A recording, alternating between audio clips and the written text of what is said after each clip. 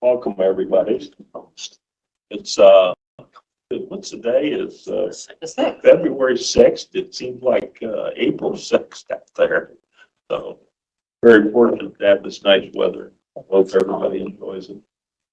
So Heather, you're up again.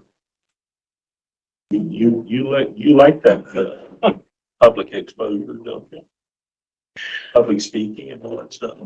Sure, this is easy. It's getting to be an old habit. So I'm here again today to talk to you a little bit about the aging grant, which is a process by which the state of Ohio aging provided the opportunity for all counties to receive some funding to be able to support communities and older adults ages 60 and older within our county. And we did have 7 applicants apply for those funds and recognized 4 of those last week. There are 3 here today with us. We have Joe Ebel from the County Health Department, Brenda Swiger from United Church Homes and Naviguide in the northwest part of our community, and Josh Stevens from the Center for Independence. So each of them are going to come up and tell us a little bit about what their application was about and what they think to do with the funds that they were awarded.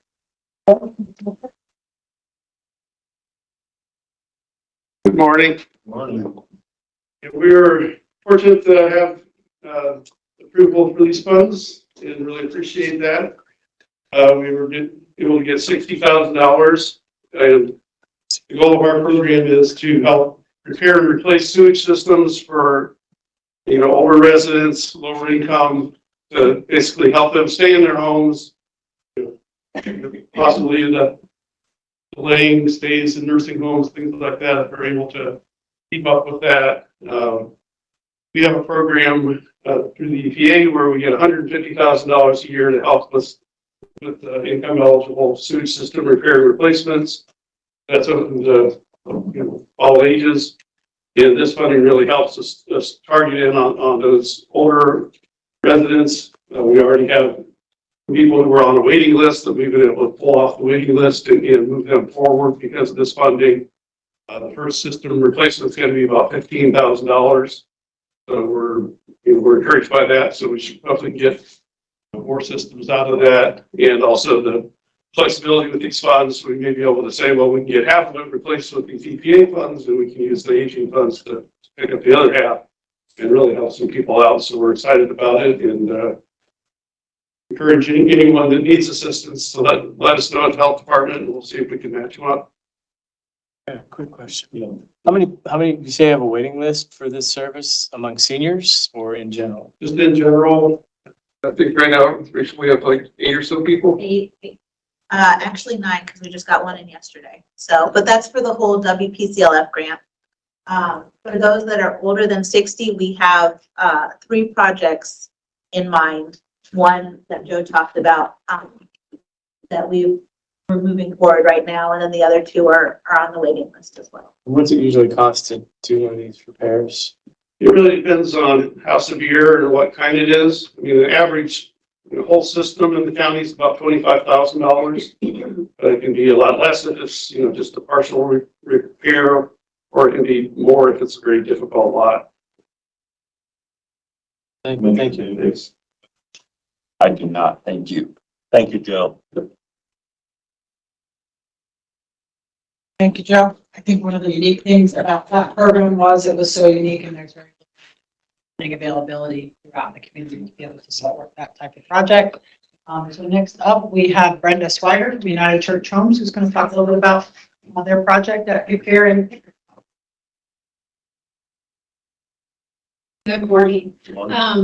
My name's Brenda, and it's Kitsos now. So Sorry just about got married recently. Congratulations. Thank you. We are senior apartment building for 62 and over, and we're just in a little location in Pickerington, right across. I always tell everybody we're across from the Dairy Queen, so that's where we're at. But we are actually in the parking lot of East Vineyard Church. We have a total of like 33 residents, 34 sometimes with married couples. And they are all subsidized properties. So it is based on their income. So, and many of them have very low income. So we have asked for a grant to help supply food for them throughout the year. Personal care items such as toilet paper, paper towels, dish soap, body wash, all kinds of things like that. Because we've run across many of them that have to choose their medications over buying the things that they actually need. So we want to be able to help with that. We're going to partner with some of the local grocery stores to have things delivered to the residents. My plan is to hopefully every week or every other week have something delivered to them, and a little bit more than what they could get from the food pantry, because not all of them drive to get to the food pantry. So we're going to work on buying different things for them. Just as a resident of Pickerington, I really appreciate you taking care of our old folks up there. It's well done. Thank you. We've done this in Canal Winchester, and it has been a blessing to so many of those residents there. Just do the shopping, and then they come in and pick it all up out of their, like they're going grocery shopping. So it's been a wonderful thing. It's quite a blessing to receive the amount we received here today. It's great. Very good. Thank you. Thank you. Thank you, Brenda. As the commission is aware, food was one of the priorities of the Healthy Aging Grant that we were asked to target at least 20% of the award to that area. So that was part of that award, helped us meet that criteria. And last but not least, we have Josh Stevens from the Center for Independence.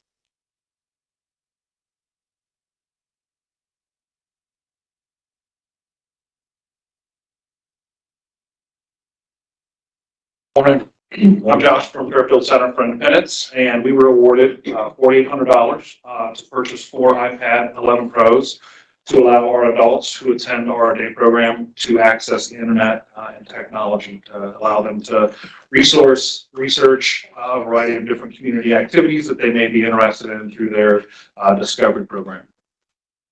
I'd like to appreciate and thank Heather for all the help she helped with us getting through this and the opportunity for this grant to allow us the opportunity to get this stuff for our individuals. Any questions, commissioners? No, thank you very much. Appreciate your work. Thank you. Thank you. Thanks, Josh. Thank you, Heather.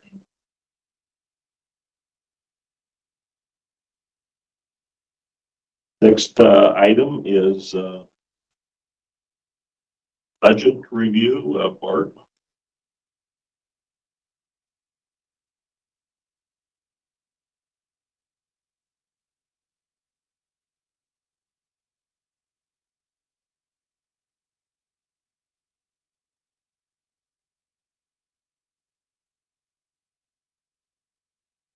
Good morning, everyone. I look a little weird up here a little bit. I've got a little back pain, so I probably won't be raising my head up too much today in trying the presentation, so I apologize for that. All right, so today we'll be going through the 2023 year-end budget results. First, I want to congratulate everybody on a great year and all the hard work that went on through 2023, and it was my pleasure to be a small part of that as we worked through all the great things that we did last year.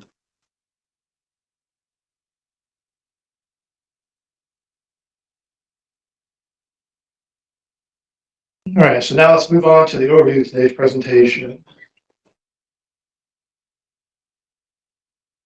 In this presentation, we'll be reviewing the end-of-year financial analysis and reporting results, the general fund revenue and expense results, as well as the sales tax results. And we will touch base a little bit on the 2025 budgets. We start the 2025 budget process for this year. This chart represents the final 2023 revenue expense by month in relation to the Q 2023 results. Revenue finished at $66.6 million versus a $61 million of expenses throughout this year. And we will be reviewing these details later on in the presentation. As you can see by this chart, the timing of our revenue continues to stay consistent year over year, with 2023 coming in slightly higher in 2022 in both categories of revenue and expenses. We continue to monitor our finances by analyzing our actuals to date and our estimated forecast to ensure we're staying within target of our financial goals. Overall, our county unassigned cash balance remains strong by increasing from $34.4 million in 2022 to $39.3 million in 2023. We will review these results later in this presentation.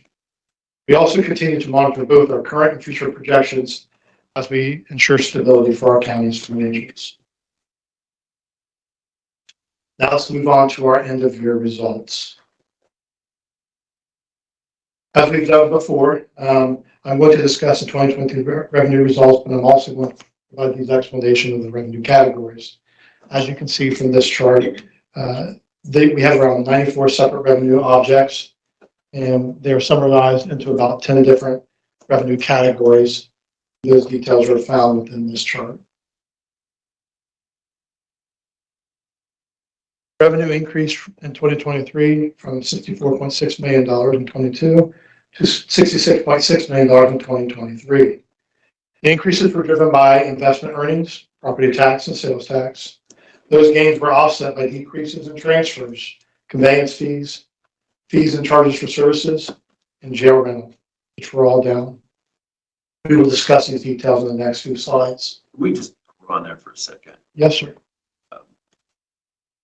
You see the increase from 22 to 23, and you look at the investment earnings category, you'll see that the increase in investment earnings is almost the full explanation and then some for the increase in revenue. And that's fine. That's not a negative until the Fed starts cutting. And that's why I have concerns in the out years beyond our ability to accurately forecast. Yes, sir. Thank you.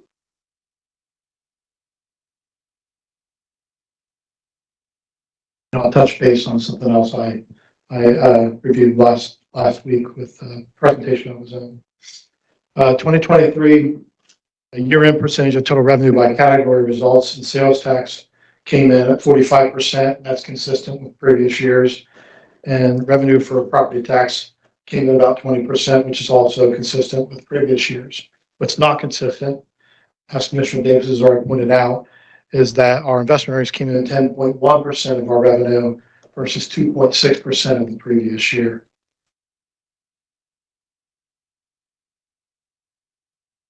Moving on to our revenue highlights, 2023 total revenue came in at $66.6 million versus the prior year, 64.6, as we discussed earlier. That equated about $1.9 million higher than the previous year.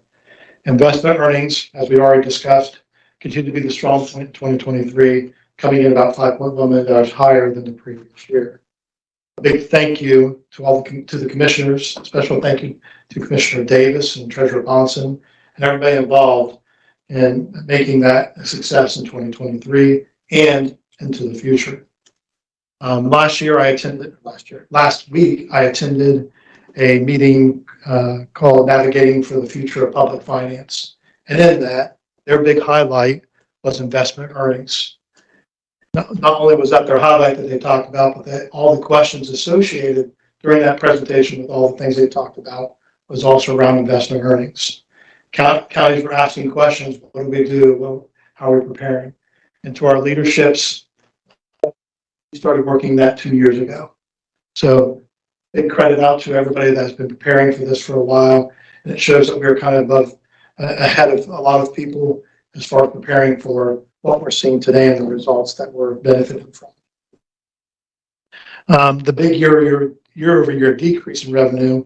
Let me interrupt you. You also shared you felt like they were a little late to that party in that conversation, right? Yes, very much so. Very much so. I mean, you can see the questions that were coming in. They were really all focused on that. And the other guys like, well, what are we going to do? And it felt good to be sitting there saying, yeah, we've already taken steps. So in fact, there were several things in that presentation that we're already doing that they were bringing up that, hey, you might want to start doing. We were already doing those things. The decrease highlight for this year was around title surplus transfers. And that category went down because of the funds that we had closed in 2022. That was kind of a one-off thing and won't happen every year, but that was the main driver in decreases throughout the year. There were other decreases also there, but that was the main driver. As we move on to sales tax, and we've talked about this before, sales tax, we continue to have one of the lowest sales tax in Ohio. Out of the 88 counties, we are 70% of those counties are higher than Fairfield County, while 17% have the same sales tax rate of 6.75% as Fairfield County, and only 5 counties, or 5% of 4 counties, have a lower sales tax rate than Fairfield County. As you saw earlier, sales tax continues to be strong throughout 2023. The sales tax came in at $29.8 million, or we were about $800,000 higher than 2022. The increase in sales tax was driven by non-auto sales, while auto sales tax was lower than the previous year. Although that's still a strong indicator of how we were doing last year for sales tax. One thing I called out last week was that it was one of the slower increases year over year that we've been having. In 2009 and 2018, we were lower because of circumstances. But if you look all the way back to 2018, the 2.8% increase is what we had. And that's really one of the second lowest we've had so far. So we will continue to monitor this as the year goes on. But we still believe that 2004 is still going to be a consistent year in 2024. Now we will move on to the end of year expenses for 2023.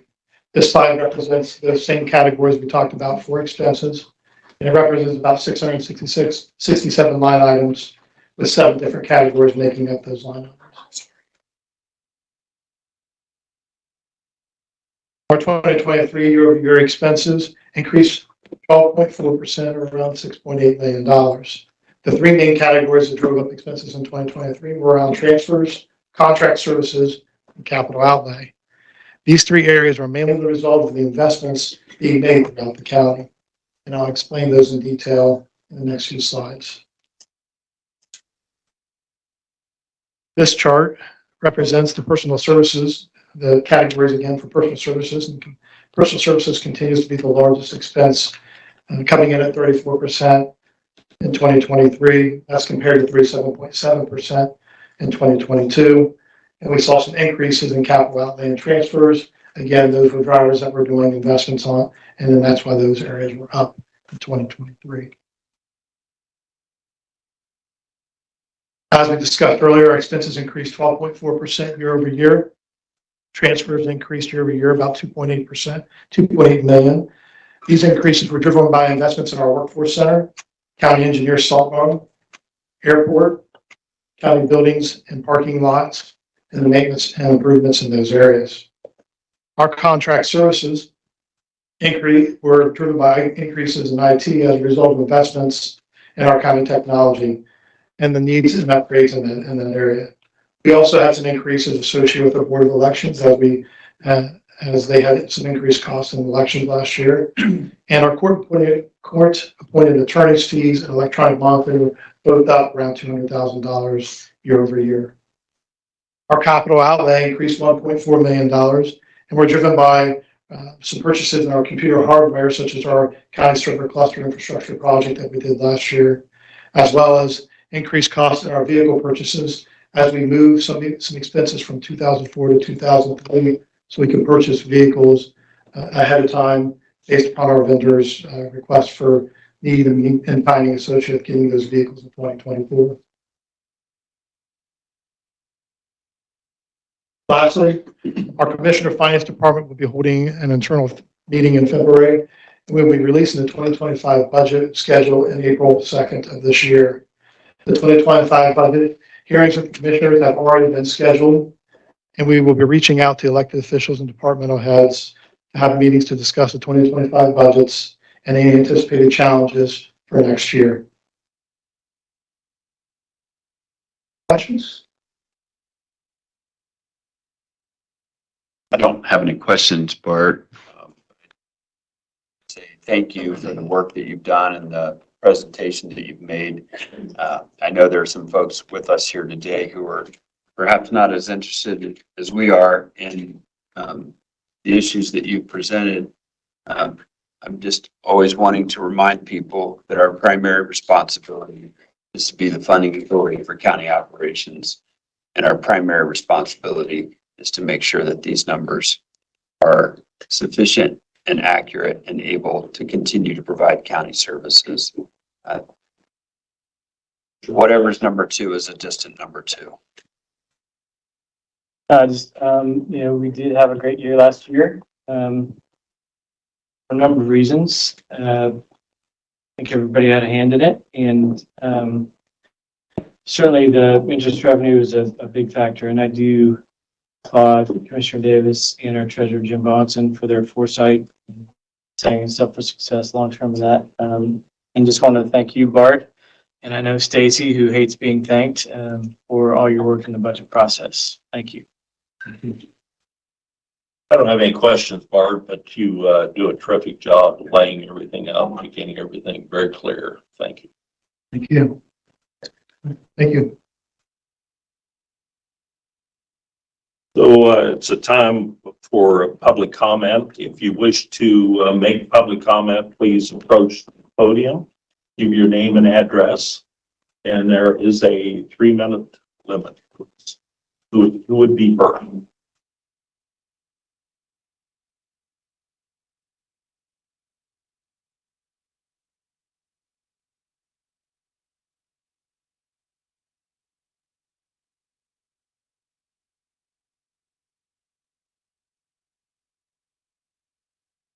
Good morning. My name is Ray Stemen. I think my address is well known. I have a comment or two to make. One, I want to finish up just with a comment or two about Tom DeWeese, which I spoke of last week, and what his organization is doing. And they were able to stop the big project out in the west when they talked about burying CO2 in the ground out there with pipes coming all the way across the country to Iowa and South Dakota. That project has been done away with because of the pressure of the people locally. Also, another pressure point that was taken care of was the windmills off the shore of New Jersey. That project was also a major project with windmills all around on the shoreline there, interfering with fishing and all other things. That also has been stopped. So he's very effective on what's being done. Last night, late,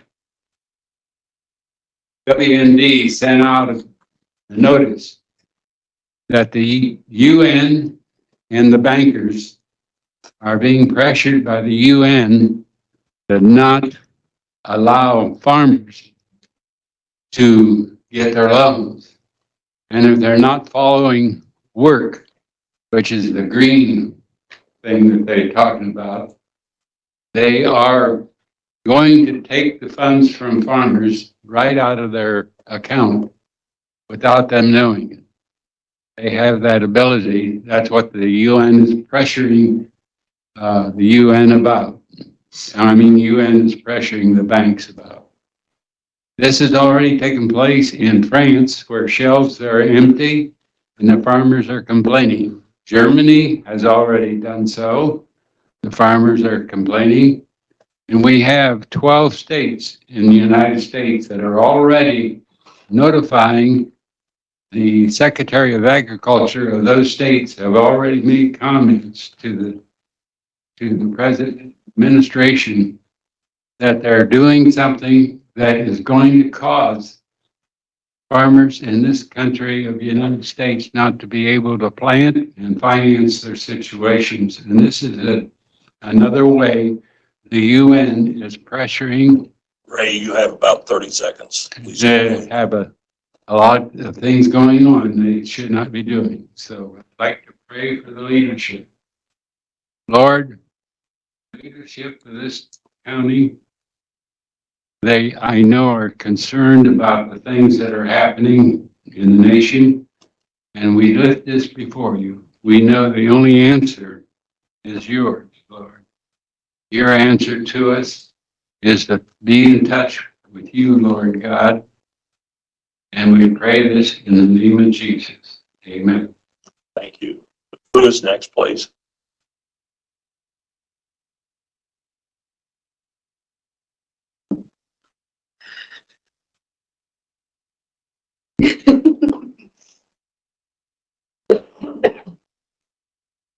Hello, good morning, everyone. My name is Paris Walker. I live at 5543 Town Hill Drive, Canal, Lancaster, Ohio. I want to thank you for allowing us to speak here today in front of you guys. Everybody, speak up, please. So people can hear you. Okay.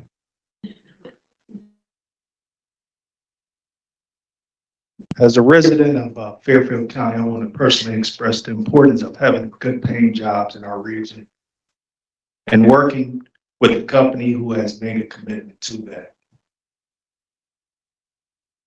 As I believe you all know, EDF has chosen Laborers International Union of America, Local 423 out of Columbus, Ohio, who jurisdiction that this is in, as a partner with on the Eastern Cottontail Solar Project.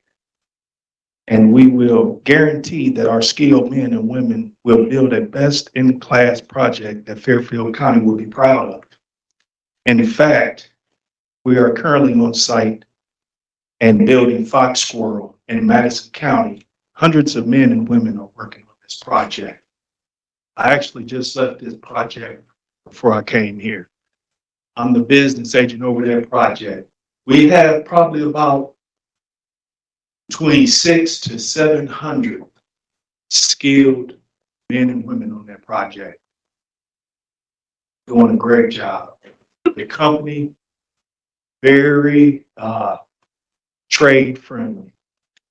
Take care of the guys, they make a good wage, working in a safe environment.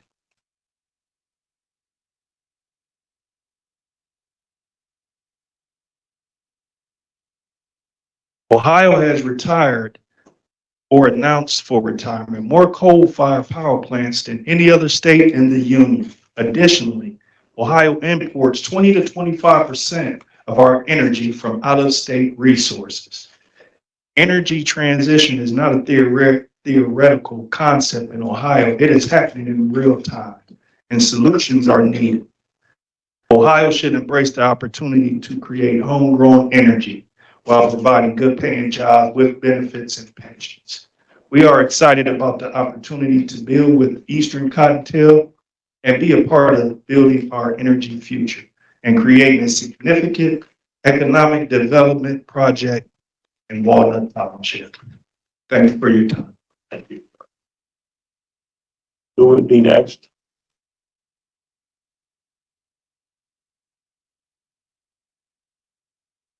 Let's get happy now. I love it. I know, I've been away for a little while. Missed you. You know, I missed you guys too. So I'm glad to be back. Stephanie Taylor, Habitat for Humanity of Southeast Ohio. My office is on Slocum Avenue. But I wanted to share yesterday, we had Springfield Career and Tech Center along with the Dayton Habitat for Humanity out at the Fairfield Career Center for a site visit. Because they are looking into doing similar projects. And as you know, we have recently started that partnership. This is the first house we're completing. And it was a really great visit. The Career Center brought about 8 people from their administration, their construction program, all of that. And then we had representation from Habitat Southeast Ohio and the school there. So it was a great opportunity to show them what we're doing. It's not a program they currently have. And it just shows that our affiliate is doing a lot of things that many, not only in the state, but in the country are not doing. And, you know, that partnership that we have with the Career Center is just one more reason I love what I get to do. It furthers education of the students and provides workforce opportunities, not only in our county here, but along with the other 3 partnerships that we have and the other counties that we have. And as of the end of 2023, we had we are now top 5 in home production in the state. So we have over 40 affiliates in the state, and Southeast Ohio is top 5 in home production and top 6 in programs. So we have 3 programs, as most people are aware of. So that's a really big step for us, and in large part because of our partnerships and because of this great county. We build 2 houses a year in this county. It's our largest production in our largest county in our 8 that we have. And we couldn't do any of that with the great community that's here. And we are 150 out of 400 plus in the country. And again, the partnerships and the things that we're doing, not only in Fairfield County, makes me believe that we are just going to do much, much more. But I am so grateful for what this commission does here and all of the other partners that we have in Fairfield County. So I just want to say thank you and Happy New Year since I haven't been here, and I look forward to what we're going to do in 24. Thank you. Thank you, Stephanie. Who would be next?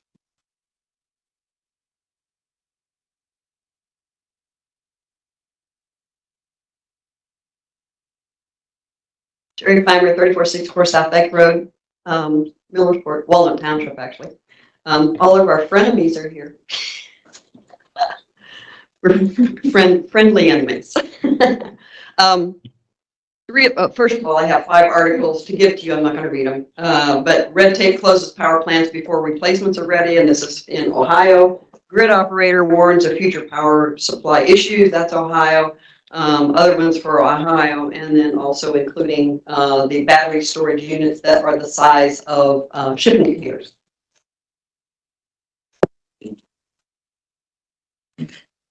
Last week, 3 of us went on a road trip and visited some solar fields, and we were able to talk to a person who is in maintenance on one of the projects. They have panels that were broken actually in the box, panels that were broken during installation and are still on site. And part of it is warranty work, and they can't get the company that installed the panels to come back because they're installing other panels on another project. They can't get them to come back to do the warranty work. They're about 90% complete. However, in the meantime, those panels are cracked, which means the metals are there is possibility that water is getting inside, which is exactly what we were concerned about. And other parts that are broken, they haven't been able to get the parts in a timely manner. It's been a long time. They've got panels facing the sun, and then the other panels are not facing the sun. They're not working. So they've got that portion down. They have to work at night because the field is wet and they don't want to get electrocuted. So they are working in the middle of the night doing maintenance because the field is wet, and that way they can shut it down when the sun's not shining and the panels are obviously not working. Okay, that works. Last night I attended a township trustees meeting, and they are considering writing a resolution to give to you along with the other 3 counties that have already presented their resolutions. And in their zoning, they have prohibited, which has been for like 15 years, go figure, prohibited solar for commercial. They're allowed for residential, but not commercial. And they have consulted with the county council and said that their zoning should cover it. Well, commercial is not the same as industrial utility scale solar. So they're going to have to revisit that. Also, they are relying also on the soil and water resolution that was written when they can intervene in these projects. The last thing, quickly, last week you were talking about how much money that you were spending for the building to refurbish it, which is, I mean, that's great because it's a historical building. But in the news clip, it mentioned solar, and then Commissioner Davis,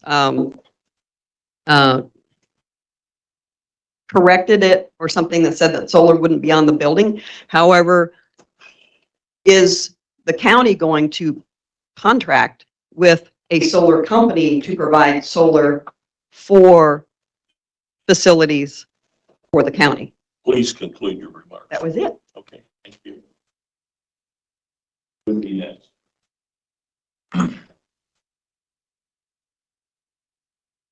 Good morning, Commissioners.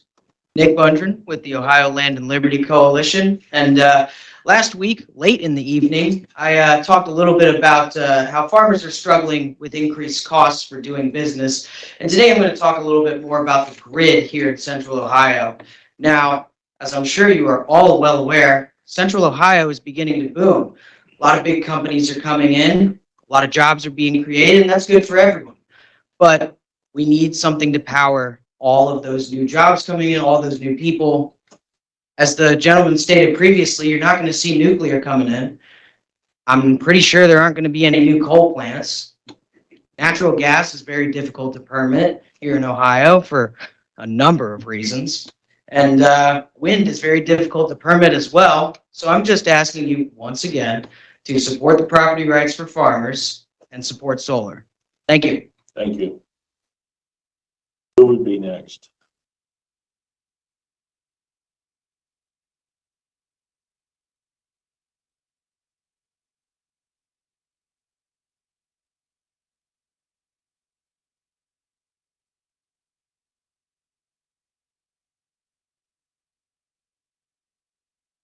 I'll change the subject a little bit.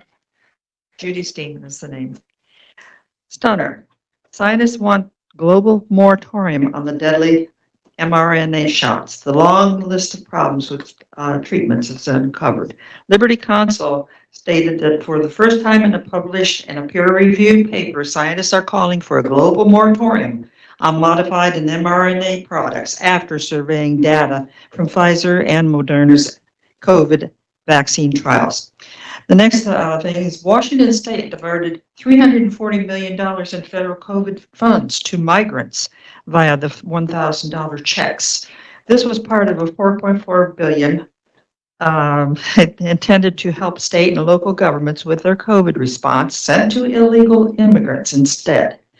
And it's a program that sent $1,000 checks to illegal immigrants in April of 21, and it also provided another round of funding.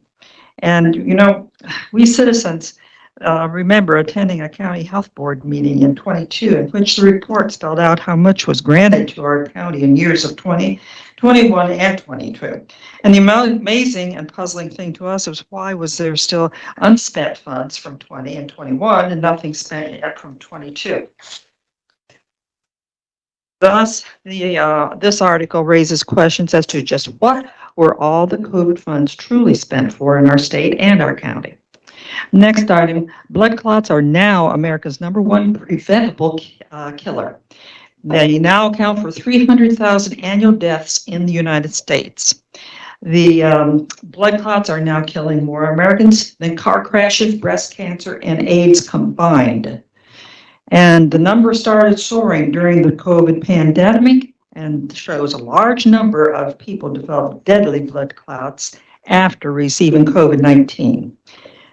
Healthcare insiders say that the lack of transparency about the spike is further fueling the surge in blood clot deaths. Therefore, we also have, as citizens, have to ask, what has our county health department, under the direction of Mr. Joe, done to diminish this problem in Fairfield County? Next, the sexual predators of who? WHO, who we take our health orders from. Staff were well aware of these allegations by early May of 2019, but did nothing to initiate an investigation until October the 20th. And then between 14 and 16, there was another, and these, okay, WHO and its parent UN have proven that they are clumsy and juggernauts with no credibility and much cruel sacrifice. So, thank you very much. Anyone else?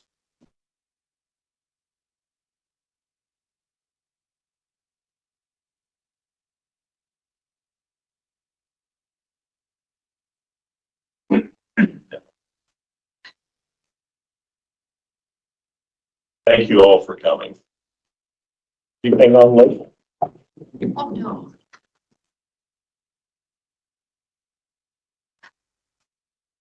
It's county administration update, Ani. All right, good morning. Yesterday, we had the opportunity to celebrate a little bit early Ohio Loves Transit Week. Commissioner Davis, Rick Zabrak, and myself got to ride the loop up in Pickerington with Representative LeRae. It was a great opportunity to see how that particular loop functions up there in the Pickerington area. People were a little surprised by all of us being on the bus, and it was a full house with us being a part of that. But it was a great opportunity to be a part of that. Commissioner Davis, I don't know if you want to add anything. I do. I'm just guessing that most of the folks who have joined us here today had the opportunity to drive here. And I think in our county and in our country, many of us who are fortunate enough to drive maybe take that for granted. It was really wonderful to meet so many people yesterday who aren't as fortunate as we are. I think one lady mentioned that when the loop finally added her apartment complex to one of its pickups, she felt like she had won the lottery because she could go to the store now. So, you know, I get it. People don't want to talk about transit any more than they want to talk about homelessness in our community. And that's fine. You don't have to. I'll take care of it. Thank you. We also had information shared from Fairfield County Juvenile Court Resource Center. They are once again seeking hosts for their Wheel of Fortune. They do this on rotating Thursdays, and I think myself, Commissioner Levesey, Commissioner Fix have had an opportunity to be a guest host. They really would like to get Commissioner Davis out there to be a part of that fun too. So there are a number of Thursdays that are available. Yeah, I think I'm putting you on the spot. It's fun, actually. It is a great opportunity, but they are looking for any and all guest hosts out there. It's just a great opportunity to engage with the kids and for those at-risk youth to gain positive resources, skills, and connections. Will you get with my staff and find a appropriate? I think I may have access to your calendar. Sign them up for all. And they're also seeking repeat hosts as well. So Commissioner Fix. Yeah, I'm happy to do it too, yeah. Okay, perfect. Actually within time. Yeah, see, Steve, you're not alone. All right, so the review packet does contain a list of administrative approvals, and we have a little bit of a light voting meeting today with only 9 resolutions. 3 of those I'll point out. I'm sorry, 2 of those I will point out. A resolution authorizing a solar power interconnect agreement with South Central Power, and this is with the addition of 2 solar panels being installed. This is the solar array that was at the Liberty Center one-stop building, which the article for Channel 4 did reference there. That is already completed. This is just an addendum because there were 2 additional panels that weren't included in the original project. John, Commissioner Davis, anything to add there? You explained it perfectly. Well, just while we're on that, I know that the news clip from last week left one with the impression that we were installing solar panels on this historic building. I clarified that in last week's meeting that, of course, we are not installing solar panels here. We do have the solar field out at the one stop, which is what this resolution deals with. As far as whether we will or won't enter into agreements in the future for the provision of solar energy, no decisions have been made on that. I will make clear, well, I won't make clear. I will let you know that there is a huge difference between South Central Power and American Electric Power when you consider your solar options of all kinds, whether that's purchasing solar from some company that might be producing it or putting in a solar field or connecting a building to solar and grid tying it. The county has buildings that are both South Central Power, and we also have buildings that are American Electric Power. And the differences between those two are very significant. And the ROI analysis is very different between those types of buildings. So if in the future we do enter into any kind of agreements with any power companies regarding the type of power that they're providing to us, we'll certainly make people aware of that. Thank you. All right. And then lastly, there is a resolution to approve a change order for additional pipe and additional services for the Village of Baltimore CDBG Water Improvement Project. So this change order is about $8,500 and is still well under the CDBG grant award amount of $170,000. Josh, you want to add anything on that one? We're just finishing up.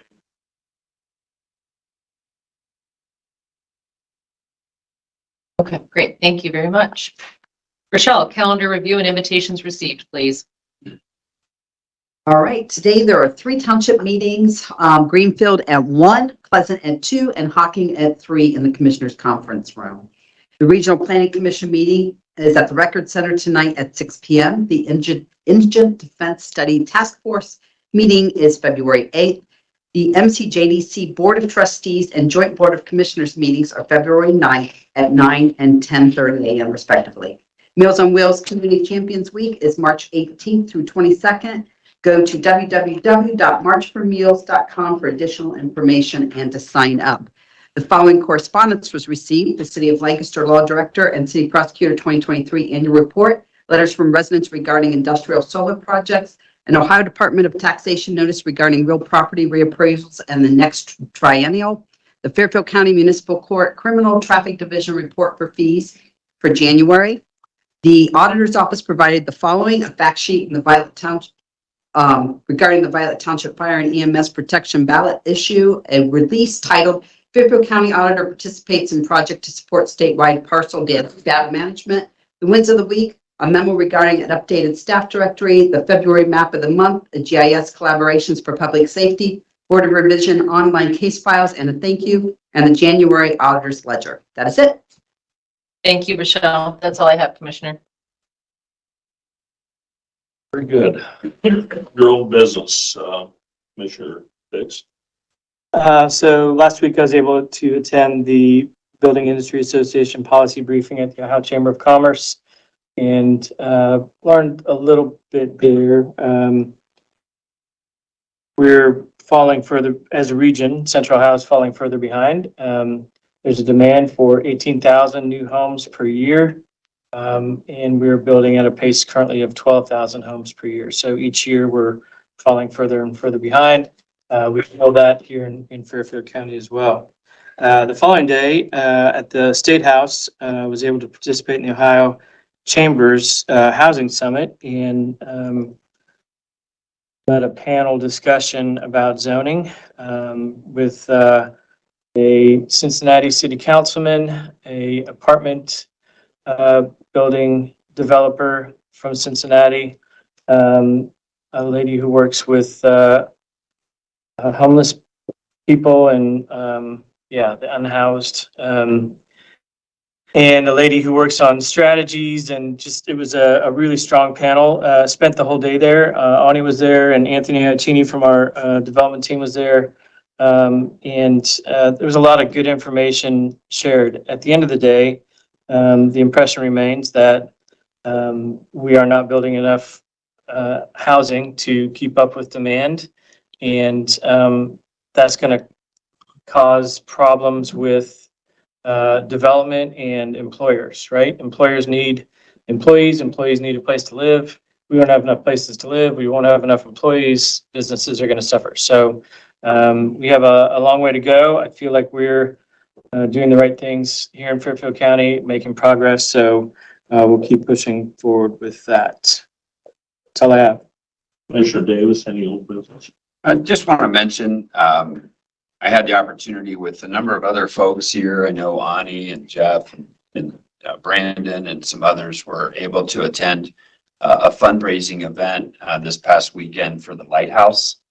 It was dueling pianos.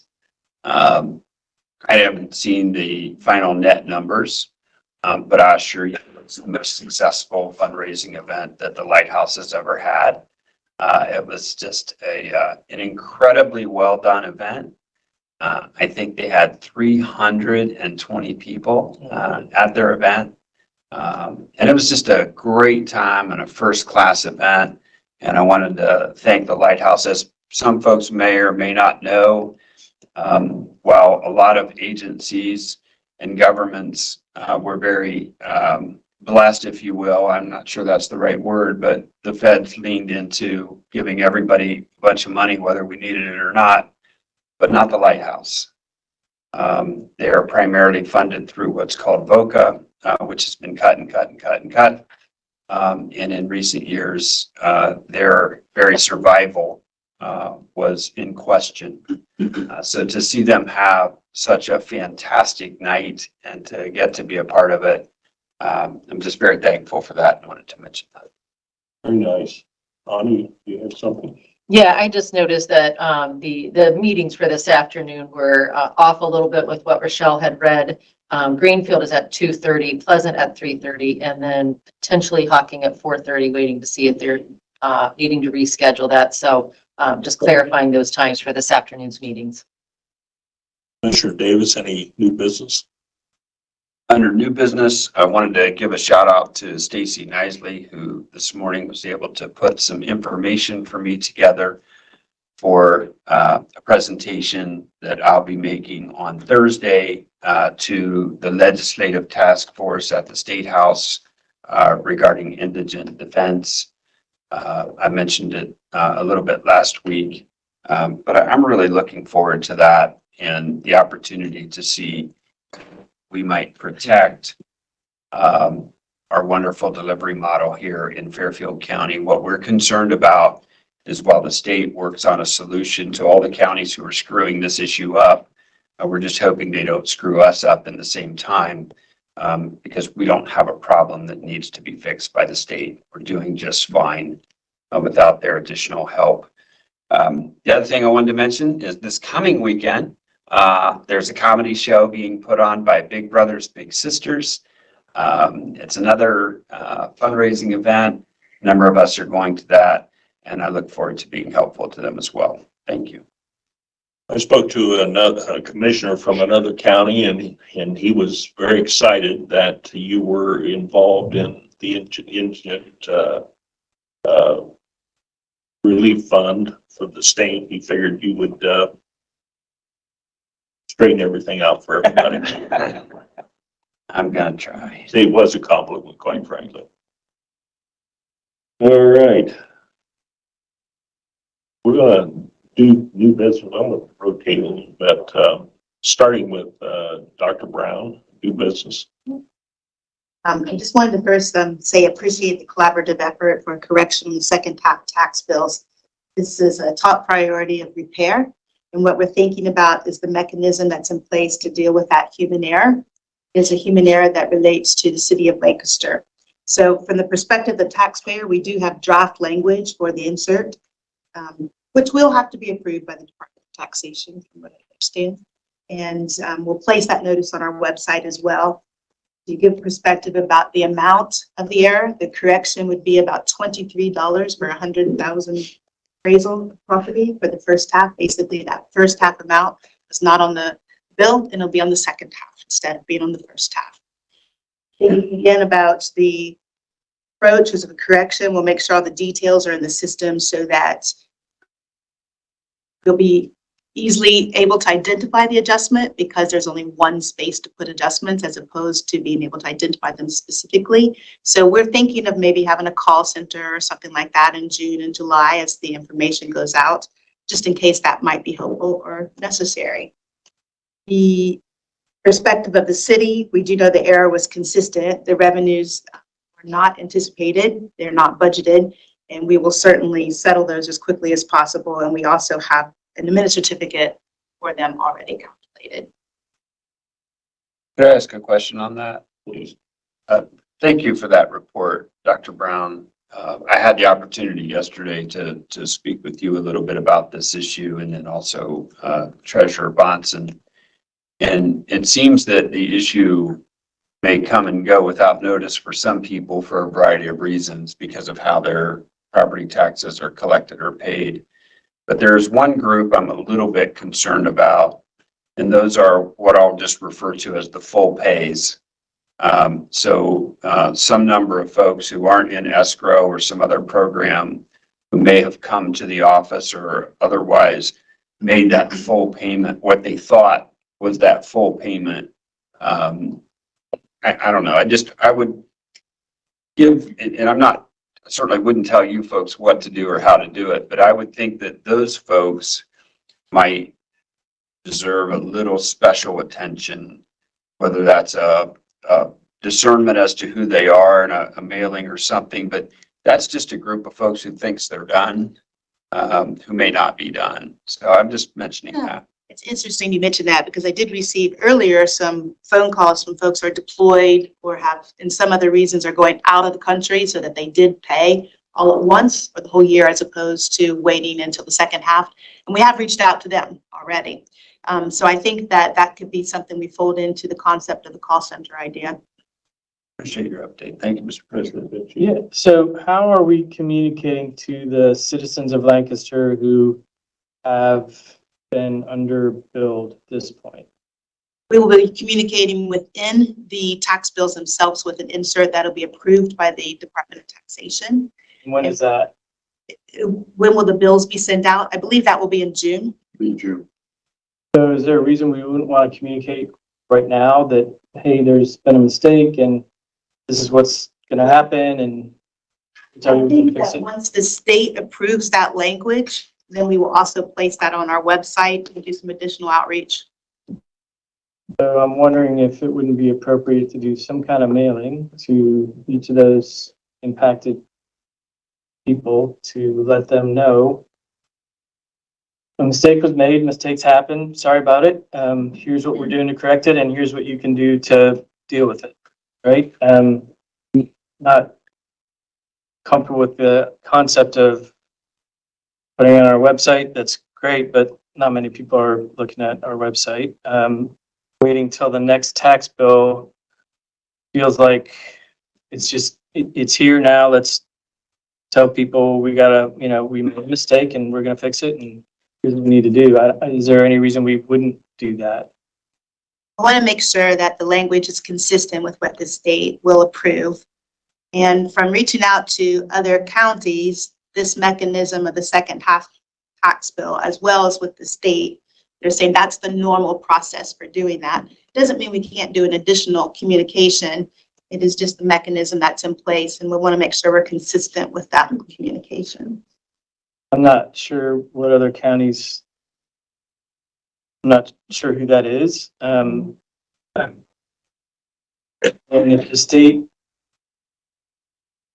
prescribes that we wait, I would just think they prescribe we wait, they just prescribe the language. Yeah. So I want to make sure it's consistent. Okay, so that can't be that hard to get, right? No, when we talked to the folks at the Department of Taxation, they said they would be able to reply to us fairly quickly.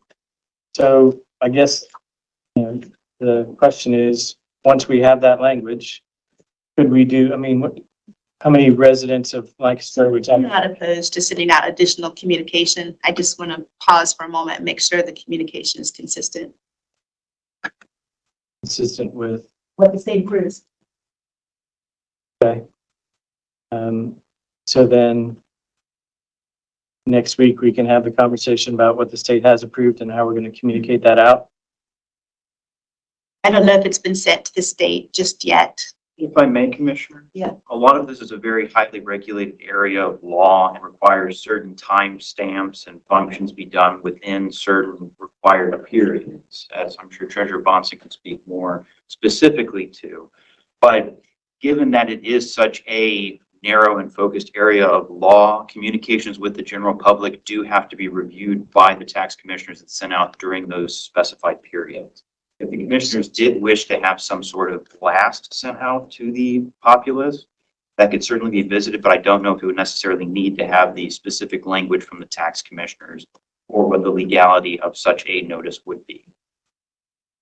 So what I'm hearing you say is something can be sent, but it would be in addition to whatever the tax commissioners say would also have to be sent. That was the desire of the auditor's office to send that out. That could certainly be done with consultation from the prosecutor's office as to what that language should look like, but it would not necessarily be the exact same thing as the what would go to the tax commissioners and be sent and mandatorily included with the inserts in the second half tax. Right, right. Okay. So I guess I'm talking more about the first thing than I'm about the second thing, right? The first thing is just, you know, transparency, communication.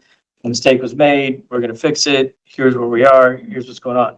The second thing would be what goes in with the bill, right? And that, I don't, you know, that's up to you guys and the tax commissioner, but I feel like it's, you know, we've worked so hard. You have led the charge, right, on transparency and being open. And I think this is an opportunity for us to walk that walk, right? To put it out there that, and really, it's a human error. That happens, right? Let's own it. Let's get it out there and let's move on. I mean, that's my thinking. Yeah, I'm not opposed at all to an additional communication. Since we're on the subject, Treasurer Bonson, comments. Well, first of all, I want to thank the auditor's office for letting us know immediately when the error was discovered. And also a shout out to the prosecutor's office, Amy Brown Thompson, who luckily had a direct contact at the Ohio Department of Taxation, and was able to get some feedback from them very quickly. So, which helped us, because some of the options we were looking at as far as sending out new bills and other things like that, we realized, number one, timing wise, it wouldn't work and probably would add to more confusion than anything else. So the option of making the adjustment second half was good for the auditor's office, for the treasurer's office, and also for the city of Lancaster. Kind of zeroing in a little specifically what we're talking about, what the tax commissioner has to approve is what goes out with treasurer's office mailing of the taxes, because they want to make sure that the mailing that goes out is germane to the taxes itself, that it isn't, I'm being live here, but vote for Jim Bonson for treasurer. They want to make sure that it's only appropriate information that goes out with the tax bill. Now, as far as going out to the public, other than what goes out with the tax bill, that's what we're talking about here, is to make sure we have transparency, because I don't have the exact number, but I think it's over about 16,000 parcels, maybe more than that, because it picks up a few townships that will be impacted by this, and let them know.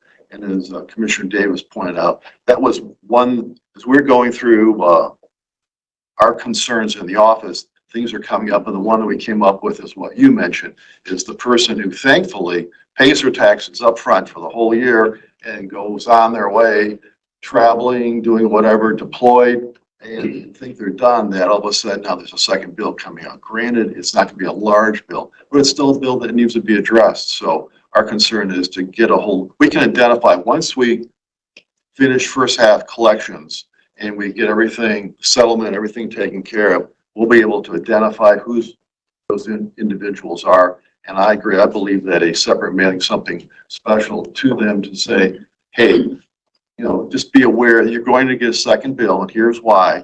Please keep an eye out for it, because they may, in late June, early July, get a tax bill in the mail and say, hey, I've taken care of that, and not even open it and put it away. Then we run into other issues. So I agree that transparency is important. So if I'm a resident of Lancaster and I get this communication and I've already paid my bill, so I only owe this small amount, which will come in a bill later in the year, am I able to walk into your office and say, hey, I just want to pay this part of the bill, help me calculate it, and I'll pay it right now? Is that something? Yes. So They'll be available. In fact, the other would be is to be able to go online and see what that bill is, and if they want, they can pay by e-check for $1 and have it paid and taken care of. Okay. But yes, plus we need that information, since we have our own escrow program in-house that impacts about 3,000 parcels, that we need that number. So we do the calculation to tell people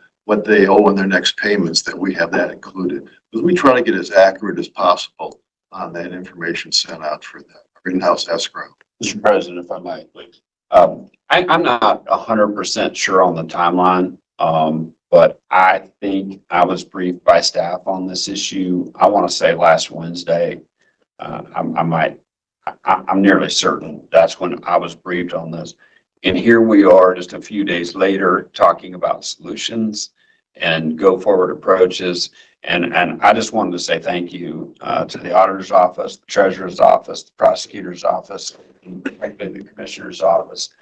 You know, I think at the end of the day, doing whatever we can to prevent harm is kind of where we need to be on this.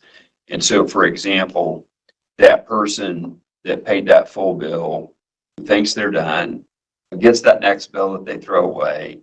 I'm just hopeful that your offices will cooperate on a way to be as kind and forgiving. I'm not talking about forgiving the amount because it's not our money to forgive. It's the city of Lancaster's money. But on their timing, on their deadlines, you know, I would just want there to be some rear guard protection that prevents those folks from any harm associated with the mistake. But more importantly, I wanted to thank you all for how fast you're responding to this and for your transparency on this issue. Thank you, Mr. President. So, Dr. Brown, for point of clarity, I think that this error was specific to the street levy. Is that correct? It is. It's specific to the city of Lancaster's replacement levy. Very good. Have we gone and, I'm assuming, I shouldn't assume, have we gone and checked all the other calculations for all the other, I mean, there's hundreds and hundreds and hundreds of them, Yeah, right? there are other adjustments. There are always adjustments that happen over time. And usually in the second half, there are adjustments. So there are others, and we're working on those too. Of similar significance or? No, not of similar significance. So, clerk of the courts, Brenda Meyer. She's got Oh, one. I'm sorry. If I may, just a little bit more, I just wanted to say thank you again, because I do appreciate the quick reaction and the helpful nature. When I've talked to other counties that have experienced this, they have not had that same kind of quick reaction and collaboration. So I find that to be an encouraging aspect of the approach, very much. The way we roll here in Fairfield County. There were, it's a $2 million tax credit for the Shoemaker building. I just wanted to mention that because it's a very significant project. I want to say thank you in relationship to everybody on DDL, Amanda Everett and Kathleen Young in the governor's office, who was very helpful in that approach. I want to also mention some time spent with Wagner's Memorial Library. I'm connecting with the libraries in support of their shared revenue formulas and had time to go to that library over the weekend and read to your child. Take your child to the library day. It was a very wonderful event. There were more than 100 kids there, and that's a gem of a location, gem of a historical building as well. The Budget Commission update, the minutes are already posted on the website. And I have another thank you. Just want to say thank you to IT because they helped us password protected files from former employees. I think that was a challenge they enjoyed helping us with in terms of getting into those files that were needed to be reviewed. Kayla Speakman, our employee who suffered an injury in a crosswalk, is back at work today. I want to mention that she's back at work, and that was something we're very grateful for. Very grateful for. Appreciate that she was not hurt either way. All right, now we can move to clerk of the courts, Brenda. I would just like to echo what Commissioner Davis said about the Lighthouse fundraiser over the weekend. It was a great event. Definitely record-setting money that they raised, but our office utilizes their services every day with their victims advocates, and they need as much support as they can get. So they said they were looking at planning another event in the year up in Pickerington up north. So I'm looking forward to supporting that as well. Lisa. Morning. Tomorrow I will be sitting in with Paul Jazin, Fairfield Today, to talk about our property fraud alert and our veterans cards that we issue. So If anybody ever watches Fairfield Today, I'll be doing a segment with him tomorrow. I'm not sure how that airs, but a lot of those are posted on YouTube. I personally think the recorder's office, going back to Gene Wood, he was here. I think he started that program, and I carry one of those cards proudly, being a veteran. So thank you for that extra service, because that is truly extra. We really like to do it, and it's just another piece of identification that veterans can show proudly that they've served. Thank you, Lisa. Anything else? Not really. Just a reminder that due date is February 15th, so it's coming up here. If you got any questions, call our office. Be more than glad to produce a new tax bill or answer any questions. I guess I do have another question on that. I'm sorry. I am a participant in what I'll call the Treasurer's Escrow Program, and I don't know if that's even the right language, but every month, money 10 months out of the year it is, money comes out of my account. I barely pay attention to it. For those folks that are in the city of Lancaster who are in that program with your office, what happens to us? Will we just get a correct bill because now you already know, or how does that work?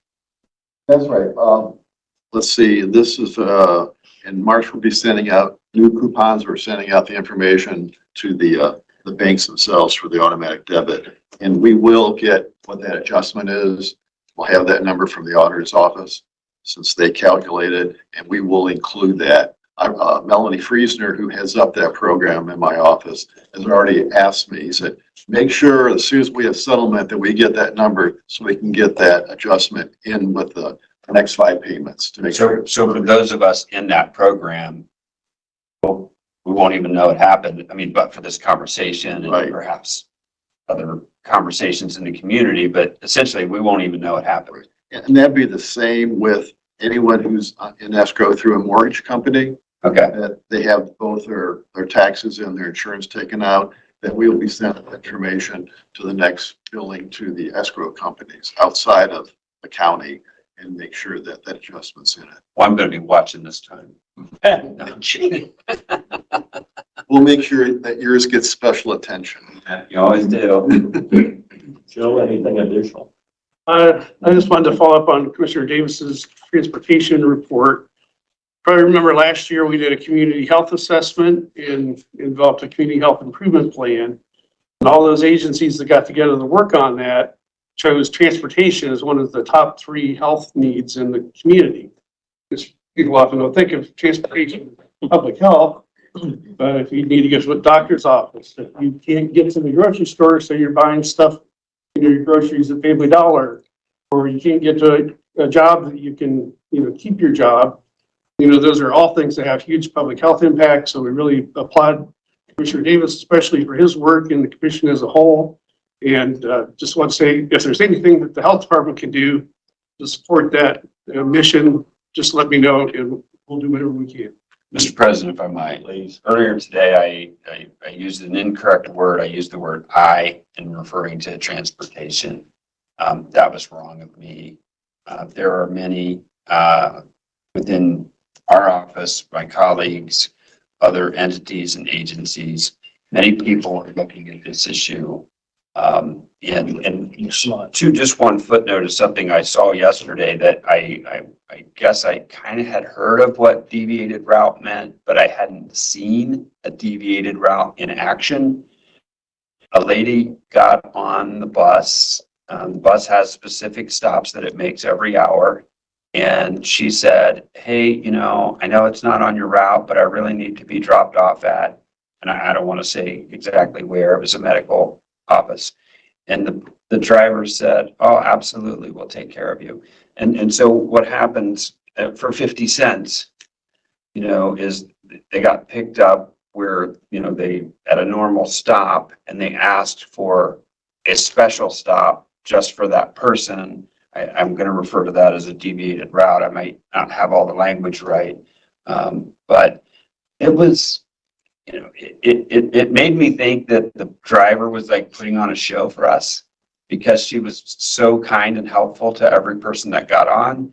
But I learned from others in conversations after that what we saw is what's happening out there every day, and it was quite moving. Thank you. So I've had some conversation with a few of the people in state leadership, and I'm not sure they have received the message that transportation is such a big issue, which I truly believe it is, as well as Commissioner Davis has spoke to. John, anything you would like to? Actually, a couple exciting things. Today is our pre-bid meeting for the BMV renovation at Fairfield Center. And also today, our bid is up and on the website for the renovation at OU, or at Workforce Center for the OU Engineering Lab. So pretty exciting stuff right now. A lot of projects coming out, and we're probably less than 30 days from the airport hangars being posted as well. Good. So at the Workforce Center, how soon after will that work commence? Our start date's projected to be first week of April, completion the last week of August. So it'll be before the new school year. Very tight timeline. Very tight. Very good. Dan, anything going on? Everything is absolutely perfect, no problem. Yes, lots going on, nothing to add though. Thanks. Yeah, a couple weeks ago, we announced that we were the fourth county to receive certification for the START program, the sobriety treatment and reducing trauma program. And today there's an event to recognize that achievement. There are some folks from the state office coming down to recognize our staff, as well as some of the partners who were involved in that thorough process of getting that certification. Administrator Cordell is coming down as well, so looking forward to that event around lunchtime. Ready. Well, please rise if you're able and join me in the Pledge of Allegiance.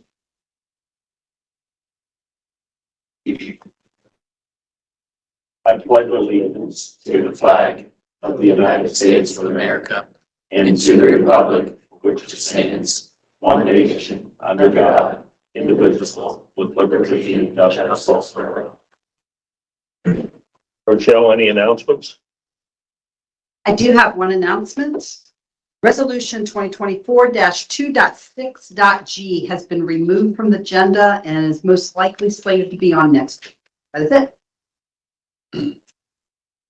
Approval of minutes for January 30th, 2024. So moved.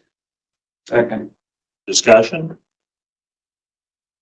Roll call, please. Commissioner Fix? Yes. Commissioner Davis? Yes. Commissioner Levesey? Yes. Minutes passed 3-0. From the Fairfield County Auditor Payroll. Resolution 2024-2.6.a, a resolution authorizing a memo expense memo receipt for the general fund 2% administration fee for managing the county self-insurance program fund 5376 to general fund 1001. So moved. Second. Discussion? I have a question. It's not on this particular resolution, but it's on the agenda as a whole. I received a briefing this morning regarding the interviews that we had conducted a couple of weeks ago for a potential appointment to the airport board. And I just wanted to ask an administrative question. Are we going to handle that by formal resolution like next week? Is that the plan on that? Okay. All right. I just wanted to make sure I knew how we were doing that. Thank you, Mr. President. Additional discussion? Roll call, please. Commissioner Fix? Yes. Commissioner Davis? Yes. Commissioner Levesey? Yes. Motion passes 3-0. From Fairfield County Emergency Management Agency, Resolution 2024-2.6.b, a resolution authorizing the approval of an advance from the general fund to EMA Fund 2890, Subfund 8324, Hazardous Materials Emergency Planning Grant. So moved. Second. Discussion? If I might, not on this issue. Sure. Our minutes in advance of the resolution for next week should reflect a discussion about the selection regarding that appointment to the airport board. And so in that regard, I just wanted to mention, I found both candidates to be excellent candidates and supremely qualified. I found one candidate to be a little stronger in background and history, particularly with their military service and familiarity with a great number of different aircrafts and their needs and competencies. And I'm thinking his name was John Smith. That's correct. Am I getting that right? So I would hope for a future opportunity for the other candidate. But for me, and I know I'm just one of however many were there that day, but I favored that candidate. And I just wanted to mention that so that the resolution that would be next week could reflect the will of the commission. I concur with that analysis. Thank you, Mr. President. I would just say this is another great grant year for hazardous material training. Oh, we're talking about the actual topic now? Thanks for bringing it back. I didn't see. Any additional discussion? Roll call, please. Commissioner Fix? Yes. Commissioner Davis? Yes. Commissioner Levesey? Yes. Motion passes 3-0. From the Fairfield County Engineer, Resolution 2024-2.6.c, a resolution to request appropriations for additional unanticipated receipts of memo receipts and memo expenses for Fund 2050 for annual inspections in various subdivisions as of 1/30/2024. So move. Second. Discussion? Yeah, not on this issue, but So about your. I'd like to thank Jason and folks from the engineer's office, as well as Bart and his team for their work on this. It's been an ongoing approach, and very, very helpful that we were able to move that forward. Any additional discussion? The engineer's office concurs with, thanks to the auditors.